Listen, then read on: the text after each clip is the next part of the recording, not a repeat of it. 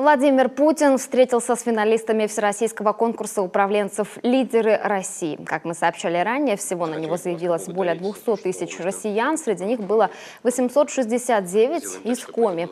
При этом лишь четверо дошли до полуфинала. Президент заявил, что оказался очень удивлен такому вниманию к его инициативе. И более того, среди претендентов оказалось немало людей, уже состоявшихся кандидатов и докторов наук. Глава государства выразил надежду, что это событие окажется для его участников результативным с точки зрения профессионального и служебного роста, а также еще раз подтвердил, что оно будет не разовым. Заметим, Владимир Путин не стал отменять эту встречу, даже несмотря на простуду и севший в связи с этим голос.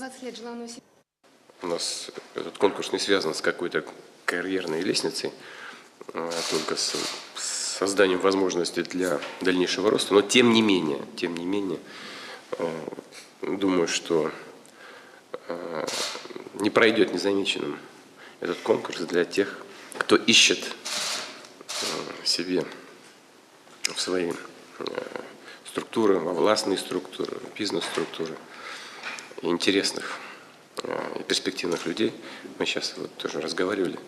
В отношении многих из вас есть уже конкретные